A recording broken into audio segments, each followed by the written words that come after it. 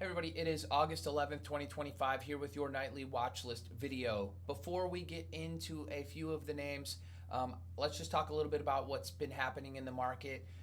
Most importantly, we've kind of talked about the semiconductor space. It has been a group that is a little bit, kind of split. Some names are acting well. Some of them are just digesting. Some of them kind of seemingly continue higher, like an Nvidia. But ultimately, the group has been weakening just a little bit, nothing too crazy. I think the software sector has been very, very poor as of late. If you're talking about a name like NOW, just continuation lower in a stage 4 decline, effectively below the 200 simple moving average, never a place you want to be. A name like MDB, very poor. A name like Twilio, very poor. And this is, very common what we've been seeing lately. You've been seeing these very big gap downs and continuation lower. Same thing with a name like Sezzle.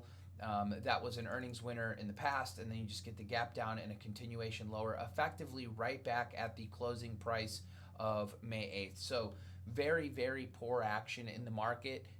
The breadth is actually getting narrower and narrower. Effectively, we're not being led up by a bunch of names. So when I see the market just kind of hanging in there, but I can, look at the QQQE and you are closing below the 50 simple moving average, I'm not saying all is lost, right? You do have some things that are kind of moving higher, and that has been Ethereum. But even today, Ethereum hardly flinched. And then you can look at a name like BMNR. Yes, it was up 14% today, but you can just kind of see this nasty wick, huge, huge volume today, and then just, selling off, 12 points off of the highs. So not saying that this thing can't go higher. Obviously, Ethereum is the thing that is leading the way, and Ethereum's acting pretty dang well. But even on something like Bitcoin, right, you get this run up and then a pretty nasty wick lower. I mean, that's just effectively giving up all of the day's gains for something like Bitcoin. So, while everybody is super pulled up, I am still seeing some things in the market that kind of give me pause and make me say, hey, you know what? We are only being led up by a handful of things in the market. And yes, I bought Tesla on Friday, and it's working awesome. And I bought Hood on I believe it was Wednesday, if I'm not mistaken. On Wednesday, on Thursday, and that's working well. And all that is great. It is just still kind of getting, narrower and narrower with the things that I'm seeing kind of working in the market. And, we're just getting some weaker closes across the board. I do own Hood, and I finally took some off the board today. Wanted to pay myself kind of as this was reversing into the close. And I kind of told myself if we were going to close in the red today, I was going to take some off.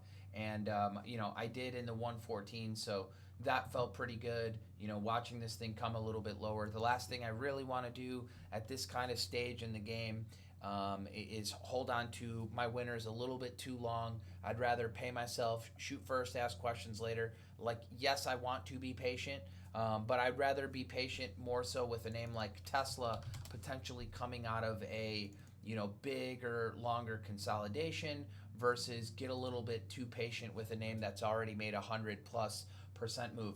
I did, I know this is going to be pretty unpopular. I did short Palantir today as a first red day setup. First thing in the morning, I saw this thing, kind of falling on what felt like a little bit of a pickup in volume. I shorted it under yesterday's close with a stop effectively at the 5-minute high. I wish I would have been a little bit more patient because, of course, we rebound right into that level. No, I did not have to cover, and then, it just ends up closing fairly weak on the day. And, I can kind of inch my stop down or leave it right where it's at for now and see if, the market has a little bit more of a leg down. We're getting to the stage where, I don't even think it's sarcasm by Jim Cramer, where you go up 25% in 5-6 sessions for Palantir.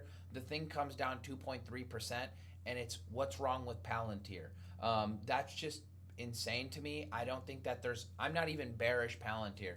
I'm just playing it as a first red day setup, expecting a little bit of a mean reversion, maybe into the 10 days, something like that, 170 some odd dollars.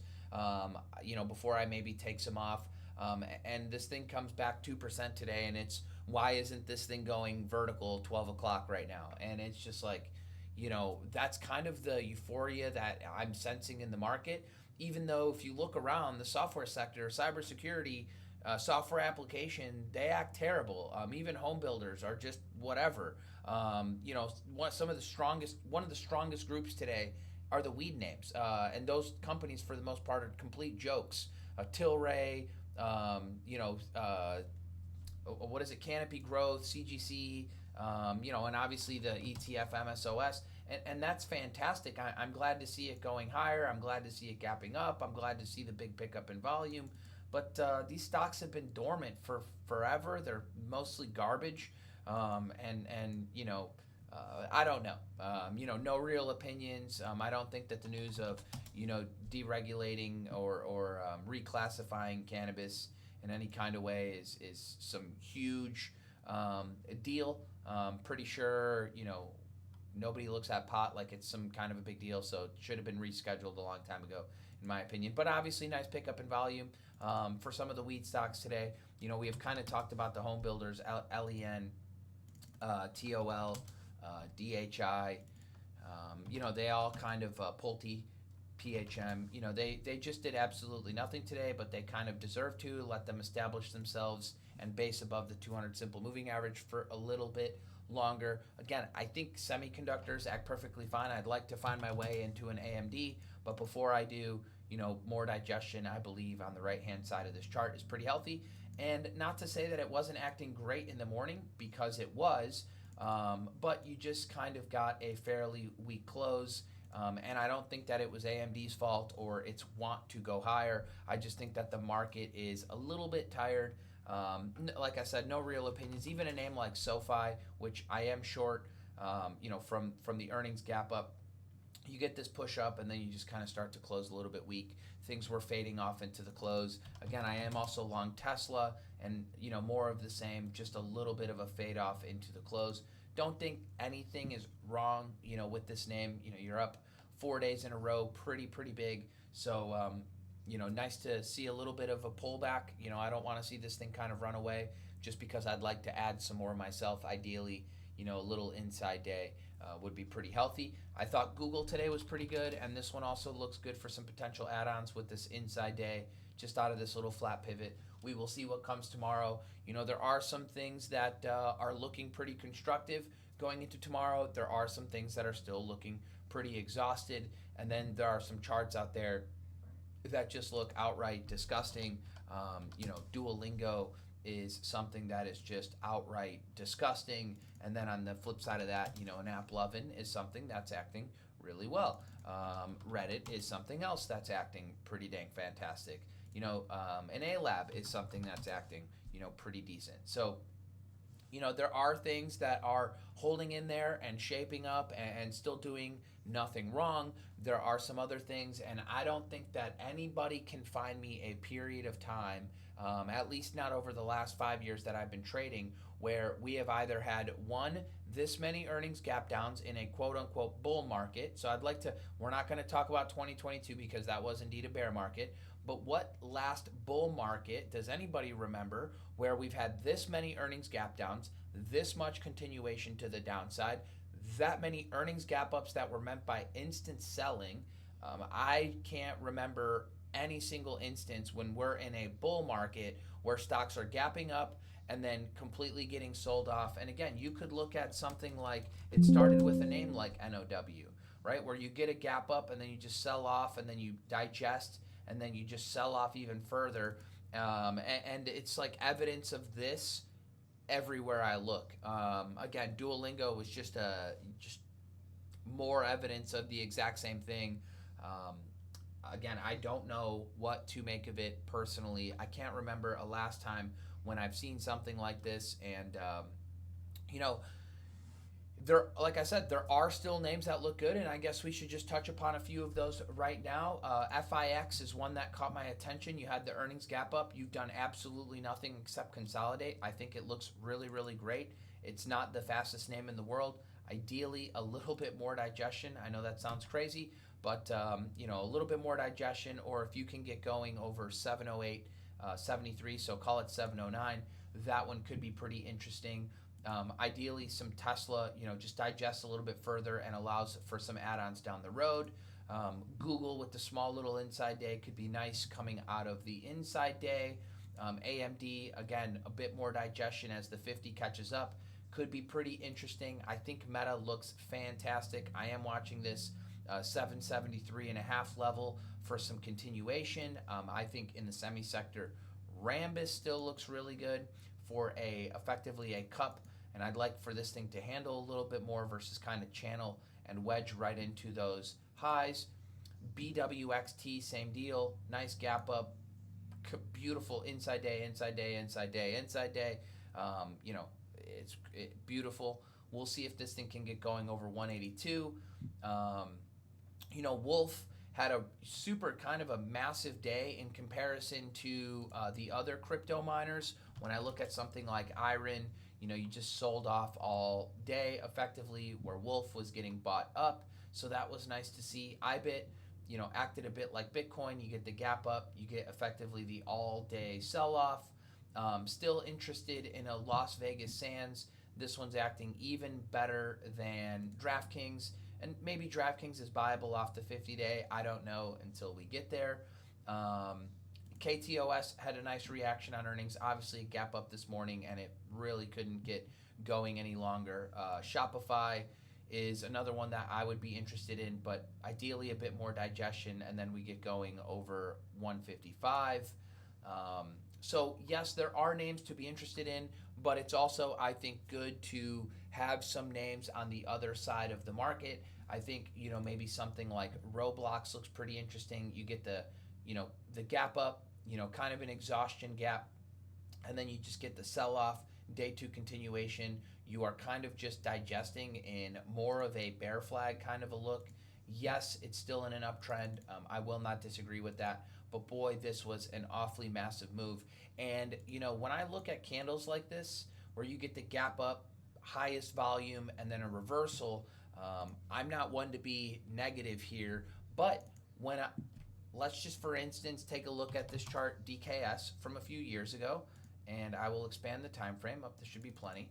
And let's go to the time that DKS is in a slight little downtrend below the 200. You get this gap down on earnings and then instantly bought up on a pickup in volume. Well, coincidentally, that happened to mark the bottom, right? And then you from there just continue higher. So when I look at a chart like Roblox, right, just for contrarian's sake, you get this steady uptrend. You get a gap up versus Dix had the gap down, and then instead of you get picked up on massive volume all day, well, now all of a sudden you get sold off on massive volume all day. My brain goes, well, why can't this be a bear flag, right? If a Dix can be the bottom when you gap down on earnings and then all of a sudden you close up on high volume, why couldn't this be the high? I have no clue, but I think we're at the stage in the market where euphoria seems to be running a little bit high. I keep hearing from the bulls that there's tons of bears, and I keep hearing from the bears that there's tons of bulls, or vice versa. Whatever. It's just like the reality is that price action is actually shit. All right, I'm just gonna be frank about it. It just is what it is. Somebody's got to find me like the 10 nicest charts in the market that have actually digested long enough and that are ready to go higher. Yes, I think Tesla looks decent. Yes, BWXT looks pretty good. Yes, Wolf looks okay. Yes, Meta looks all right. Yes, I'd like to buy some AMD. Some maybe home builders. Fix looks pretty good. But the reality is I can't think of any environment, bullish uptrend, where it's just led by the Mag 7. Mags is doing well. The QQQE is just slightly closing below the 50. I haven't in any time in my life seen this many gap downs in a bull market that's seeing follow through, or gap ups that are instantly met by selling like a Duolingo and like a million others. I'm not going to pull up all the examples. If you guys don't have them already in front of you, you're not doing enough scanning. There is so many examples of names gapping up on earnings and then just selling off hard. So I can't remember an environment like that. And the sheer amount of just gap downs on earnings, whether we're talking about an SMCI or a coin or an FTNT or Eli Lilly or, I could keep going, right? And it's just kind of an insane amount of gap downs that I don't know what is exactly holding the market up if it's not the Magnificent Seven and a handful of other stocks, AVGO, TSM, Palantir, and just a few others. So it just seems like it's duct tape kind of holding things up right now. And it's not that I don't want to be bullish, it's that I don't see enough setups to be bullish.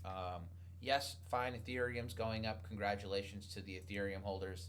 I wanted ETHU at 115 bucks, was never able to get situated in that because, we did have the gap up over that little level that I was looking at, effectively right through these highs.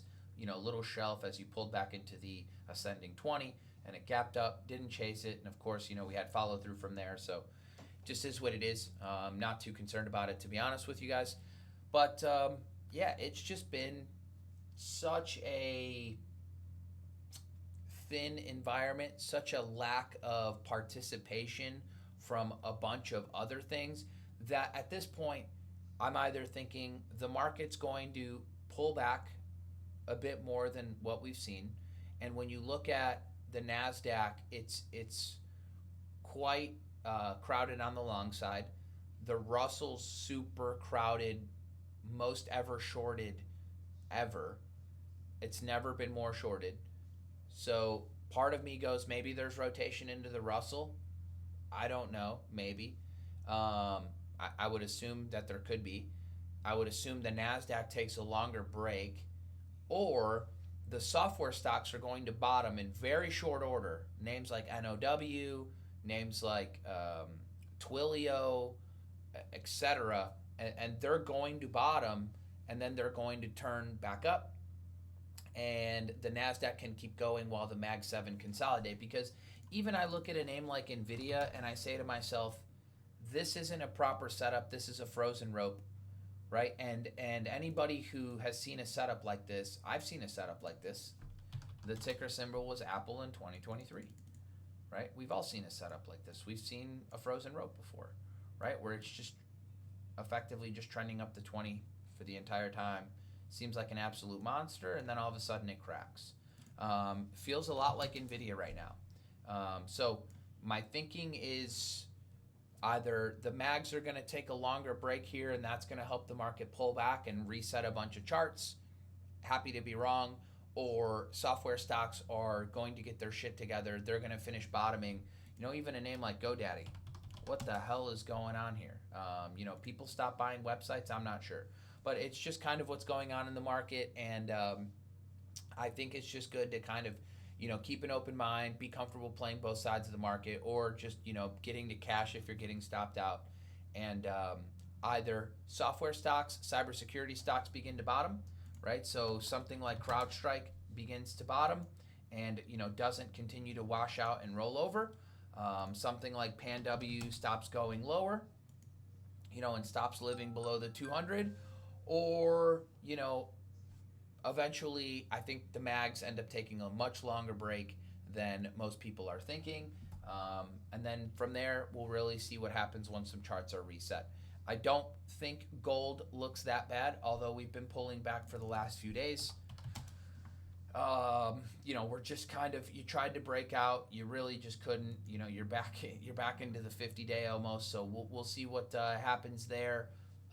Like I said, Bitcoin had a pretty nasty upper wick today. I don't think it's that negative, to be completely honest with you guys. But it's just a little bit of a tricky market here.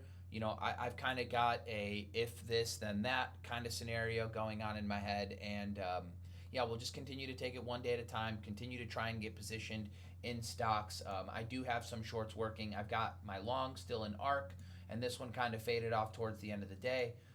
which was up almost 3% on the day. I still have a long in CCL. This one continues to just kind of hang on in there. I have a long in Hood, which I just trimmed today. I have a short in Joby. I have a short in Palantir. I have a short in SoFi. Oklo just posted earnings today, but I'm completely trimmed on this thing. So even if it fails tomorrow, I've got no problem with it. If it turns back up off the 20, I would be comfortable potentially adding to it. And I've got a long in Tesla. So I do have some nice positions open on both sides of the market. Everything in my portfolio is working. Otherwise, I would have just cut it for small red. And I'm comfortable just kind of working my way around the market on both sides, trying to figure out what side of the market is actually giving me most traction. For now, it's still on the long side, so I'm going to continue to stick with it, but I'm keeping an open mind that maybe some stocks want to go lower, in which case I will be also shorting, and if I can maintain the traction on that side of the market and I continue to get stopped out of longs, I will stick with that side of the market. Please remember, the best longs come after a correction. We are up 40% with effectively no give back on the NASDAQ. And you can't even go down 2% on Palantir without Jim Cramer asking what the hell's wrong with Palantir, which just goes to show me how absolutely ridiculous this shit's gotten. You're up 25% in 5 days, and here we are asking what's wrong with the stock. Yeah, it's taking a small little breather, guy. So just please be patient. And yeah, we will see you guys all for pre-market prep in the morning, and I will see the rest of you guys in the room tomorrow. Cheers.